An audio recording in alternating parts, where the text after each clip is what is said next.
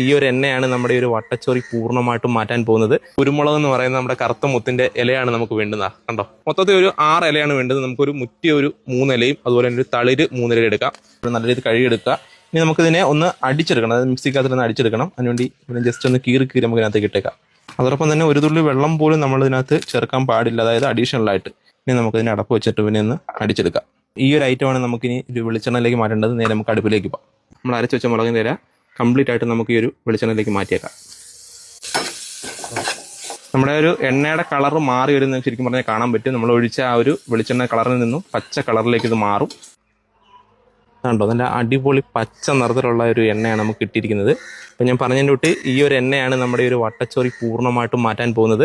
ഇനി നമ്മൾ ചെയ്യേണ്ടത് മറ്റൊന്നുമില്ല, നമുക്കറിയാം, ഡയറക്റ്റ് നമുക്ക് പുരട്ടാവുന്നതാണ്. ഇതിൻ്റെ ചൂട് ജസ്റ്റ് ഒന്ന് മാറിയിട്ട് നമുക്ക് തിളപ്പിച്ചെടുത്ത് ഉടനെ എടുത്ത് പുരട്ടരുത്, കാരണം പൊള്ളും. അതുകൊണ്ട് തന്നെ നമുക്ക് ചൂട് നല്ല രീതിയിൽ മാറി നല്ല തണുത്തതിന് ശേഷം നിങ്ങൾക്ക് എവിടെയാണ് ഈ ചൊറി വന്നിരിക്കുന്നത്, അല്ലെങ്കിൽ എവിടെയാണ് ഈ ചൊറി വന്നതിന് ശേഷം ഈ ഒരു കറുത്ത പാടുള്ളൂ, പ്രത്യേകിച്ച് നമ്മുടെ ഒരു തുടയെടുക്കലാണെങ്കിലും അതിലെ കക്ഷത്താണെങ്കിലും നമുക്ക് ഈ ഒരു ചൊറിയോ അല്ലെങ്കിൽ കറുത്ത പാടം ഉണ്ടെന്നുണ്ടെങ്കിൽ നിങ്ങൾക്ക് അപ്പോൾ തന്നെ ഡയറക്റ്റ് ആയിട്ട് നമുക്ക് ഞാൻ കാണിക്കുന്നതിൻ്റെ തൊട്ട് ഞാൻ ഇവിടെ തന്നെ കാണിക്കാം. നമ്മുടെ ഈ ഒരു ഭാഗത്തൊക്കെ നമുക്ക് ചൊറി വരാൻ സാധ്യത കൂടുതലാണ്. കാരണം എപ്പോഴും ഈ ഒരു വേർപ്പിൻ്റെയൊക്കെ അംശം കൂടുതലുള്ളത് തന്നെ നമുക്ക് ചൊറി വന്നില്ലെങ്കിൽ പോലും നമുക്ക് ജസ്റ്റ് രാവിലെയൊക്കെ ഒന്ന് പുരട്ടി കഴിഞ്ഞാൽ നമുക്ക് പിന്നീട് ഇവിടെ കറുത്ത പാടോ അല്ലെങ്കിൽ ചൊറി ഒന്നും തന്നെ ഉണ്ടാകത്തില്ല.